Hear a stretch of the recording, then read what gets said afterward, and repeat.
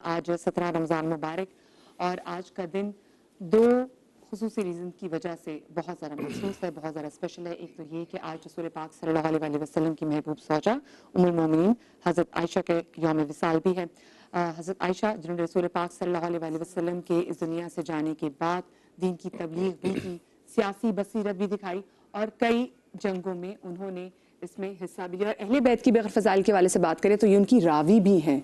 जी, आपने बहुत बहुत शुक्रिया मदिया। आपके जो टॉपिक्स आपने सेलेक्ट किए हैं दोनों बहुत इम्पॉर्टेंट टॉपिक हैं।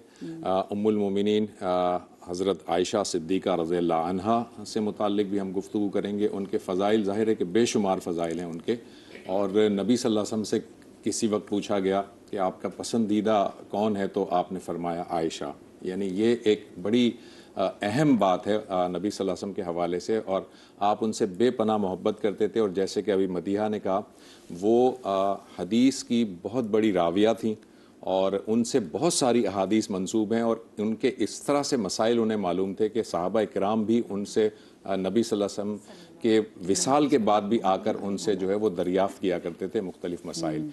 एक तो ये, दूसरी बात ये कि आज 17 रमज़ानुल मुबारक है और सन 2 हिजरी में 17 रमज़ानुल मुबारक को एक बहुत बड़ा मार्का हुआ था मुसलमानों और कुफ़ार के दरमियान, जिसे अल्लाह ताला ने यौमुल फ़ुरक़ान कहा था, जो कि जंग बदर का वाक़या हुआ था, जिसमें अल्लाह ताला ने अपनी रहमत से, अपनी नुसरत से 313 अफराद को शिकस्त दी थी 1000 के मुकाबले में। अल्लाह ताला की सरासर रहमत थी और नबी सल्लल्लाहु अलैहि वसल्लम की गिड़गिड़ा कर दुआ मांगने की फजीलत थी असल में। तो आज इन दोनों पर हम गुफ्तगू करेंगे। हमारे साथ कौन कौन तशरीफ रखते हैं? बिल्कुल जी, हमारे साथ मुफ्ती नूर रहमानी साहब मौजूद है, हमारे साथ अल्लामा जवाद हुसैन आबदी साहब मौजूद है, हमारे साथ हमारी बहन आयशा बिलाल मौजूद है और हमारे साथ हमारी बड़ी प्यारी नात ख़्वान बहन जवेदिया सलीम भी मौजूद है। आप तमाम तो लोगों को हम अपनी इस खुसूसी ट्रांसमिशन में खुश आमदीद कहते हैं। और सबसे पहले हम जिक्र ही हज़रत आयशा रज़ियल्लाहु तआला अन्हा का करेंगे। हम ये जानना चाहेंगे कि वो रसूल पाक सल्लल्लाहु अलैहि वसल्लम की सबसे पहले कि निकाह में कैसे आई थी, वो क्या वाक़या था? नहमदुहु व नसल्ली अला रसूलिहिल करीम, अम्मा बाद, फ़अऊज़ु बिल्लाहि मिनश शैतानिर रजीम, बिस्मिल्लाहिर रहमानिर रहीम। तमाम तारीफ़ें अल्लाह सुब्हानहु व तआला के लिए और दुरूद सलाम अल्लाह के रसूल, हम सब के आका, हम सब के मौला, ताजदार मदीना, ताजदार ख़त्म नबूवत हुज़ूर मुहम्मद रसूलुल्लाह सल्लल्लाहु अलैहि वसल्लम। और अल्हम्दुलिल्लाह आज दिन है हज़रत अम्मा आयशा सिद्दीक़ा तैयबा ताहिरा रज़ियल्लाहु तआला अन्हा के, जिनकी शान में अल्लाह ने कुरान सूरह नूर में अल्लाह ने 18 आयतों को नाजिल फरमाया, जिनकी शान बेनियाज़ी ये है कि अल्लाह ने उनसे वो काम लिया कि 2210 अहादीस की वो रावी अकेली रावियाँ हैं। और जब कभी साहबे कराम रज़ी अल्लाह तआला को कोई मामला दरपेश आता तो कुरान और हदीस से इस किसी भी मामले को ये इस्तिंबात करती थी। और जो 13 मुज्तहिदीन जो मदीने में साहबे कराम रज़ी अल्लाह तआला अन्हुम थे, उनमें से ये एक राविया थी। और ये एक ऐसी मुहद्दिसा मुफस्सिरा मुतकल्लिमा थी, ये मसाइल को इस्तिंबात करती थी और ज़ख़ीरे हदीस में अल्लाह ने इनसे एक बहुत बड़ा काम लिया। अब वो बहन का सवाल कि किस तरह का रिश्ता हुआ, तो नबी पाक सल्लल्लाहु अलैहि वसल्लम शाह फरमाते हैं कि मुझे 3 दिन जो है वो अम्मा आयशा रज़ी अल्लाह तआला अन्हा की तस्वीर फरिश्तों ने आके दिखाई, ये आपकी ज़ौजा होंगी, ये आपकी ज़ौजा होंगी और ये आपकी ज़ौजा होंगी। और फिर अल्लाह सुब्हानहु व तआला इनसे इनका अक़्द करवाया। और इनकी ख़ासियत ये रही कि हज़रत जिब्रील अमी इन पर अल्लाह का सलाम लेकर आए। और जो रिश्ते के हवाले से बात की जाती है कि इनका रिश्ता अल्लाह सुब्हानहु व तआला ने आसमानी दुनिया पर रखा था। जिब्रील ने तो जनाब खदीजतुल कुबरा के उसमें भी सबसे पहला सलाम तो सबसे पहला तो सैयदा खदीजा रज़ी अल्लाह तआला अन्हा के हवाले से था। और फिर दूसरा जो सलाम जिब्राईल लेके आया अम्मा उम्महातुल मोमिनीन में, वो अम्मा आयशा सिद्दीक़ा तैयबा ताहिरा रज़ी अल्लाह तआला अन्हा पर नाज़िल हुआ। और फिर ये है कि नबी अलैहिस्सलातु वस्सलाम इनसे कितनी मोहब्बत फरमाती। ये इस कायनात में ये वाहिद खातून है कि किसी नबी का रोज़ा मज़ार मुबारक हुजरे के अंदर है तो वो अम्मा आयशा रज़ी अल्लाह तआला। और इनकी शान ये थी कि अल्लाह ने इनके बिस्तर में भी कुरान को नाजिल किया है। और ये नबी साहब से कितनी मोहब्बत करती थी, इसका एक छोटा सा वाक़ई है कि नबी साहब ने फरमाया कि आयशा तुम मुझसे नाराज़ होती है ना, तो मुझे मालूम चल जाता तुम मुझसे नाराज़ हो। फरमाया कैसे?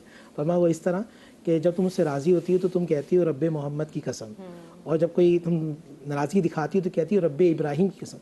अम्मा आयशा ने फरमाया मैं ज़बान से इब्राहिम कहती हूँ मगर दिल में तो मुस्तफ़ा आप ही होते हैं। एक बहुत बड़ी बात है, ज़ाहिर है उनके लिए फ़जीलत का एक बहुत बड़ा मकाम है। मैं इस हवाले से भी जानना चाहूँगा, जब नबी सल्लल्लाहु अलैहि वसल्लम का विसाल का वक्त क़रीब था तो ये अम्मा आयशा ही थी جنہوں نے ان کے لیے جو ہے وہ تازہ مسواک کو نرم کیا، چبایا اپنے منہ سے، اور پھر نبی صلی اللہ علیہ وسلم نے ان کے اس چبائے ہوئے مسواک سے مسواک کی، اور پھر نبی صلی اللہ علیہ وسلم اس دنیا سے رخصت ہوئے تھے. آپ کی سر مبارک جو ہے وہ ان کی گود میں رکھا ہوا تھا. میں چاہوں گا کچھ اور بھی فضائل اگر آپ ان پہ بیان کر سکیں. بسم اللہ الرحمن الرحیم. دیکھیے 17 رمضان المبارک آج دو اہم مناسبتیں آپ نے ذکر فرمائی. ایک خود حضرت عائشہ کے حوالے سے اہم ترین مناسبت ہے، اور دوسری مناسبت خود غزوہ بدر، جسے مارکہ بدر بھی اور غزوہ بدر الکبریٰ بھی کہا جاتا ہے. دیکھیے قرآن مجید نے ازواج پیغمبر امہات المومنین کی شان کو بڑی شد و مت کے ساتھ اس عنوان سے بیان فرما رہا ہے. سورہ احزاب 56واں سورہ قرآن کا، کہ النبی اولا بالمؤمنین من انفسہم وازواجہ امہاتہم. ارشاد فرمایا کہ نبی اکرم صلی اللہ علیہ وآلہ وسلم تمہاری جانوں میں سب سے زیادہ تم سے قریب ہیں، اور ان کی ازواج تمہاری مائیں ہیں. تو دیکھیے جب لفظ ماں آ جاتا ہے تو پھر یقیناً وہ رتبہ دیگر رتبوں سے سوا ہو جاتا ہے، اور جہاں نسبت نبی اکرم صلی اللہ علیہ وآلہ وسلم سے ہو جائے تو ہم تو ان سے منسوب کسی سواری کی بھی تعظیم حد درجہ کرتے ہیں. ان سے منسوب کوئی شجر ہو، کوئی حجر ہو، کوئی وادی ہو، کوئی پہاڑ ہو، تو وہ بھی قابل تعظیم ہوتا ہے، چاہے جائے کہ کوئی شخصیت ان سے جو ہے وہ متصف ہو جائے اور منسوب ہو جائے.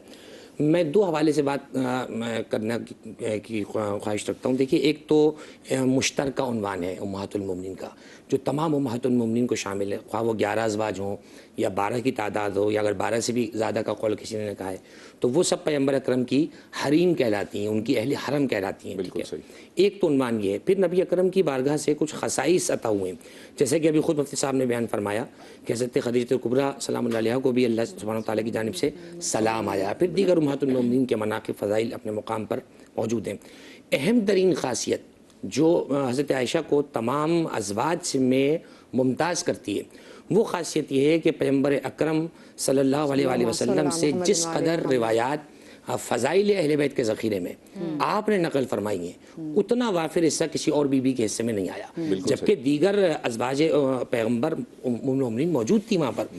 تو ہم یہ سمجھتے ہیں کہ بنیادی طور پر حضرت عائشہ کا ذکر جو ہے وہ اس عنوان سے ہمارے درمیان ہمیشہ موجود رہے گا، زندہ رہے گا. جب جب آپ قرآن مجید پڑھیں گے آپ کو وہ آیات نظر آئیں گی جو ازواج پیغمبر کی شان میں پائی جاتی ہیں، یا ان کے مرتبے کو بیان فرماتی ہیں، یا ان کی طرف ہمیں متوجہ کرتی ہیں، جیسے کہ مفتی صاحب نے بھی اشارہ کیا کچھ آیت کی طرف. اور پھر جب ہم روایت کے ذخیرے میں آتے ہیں، بنیادی طور پر دیکھیے ہمیں سمجھنے کی کیا ضرورت ہے. پیغمبر اکرم نے یکے بعد دیگرے، آج مشکل یہ ہوتی ہے کہ آج ایک زوجہ اگر آپ رکھے ہوئے ہیں تو خواہش آپ 3-4 کی کر رہے ہیں، حق آپ ایک کر نہیں پا رہے.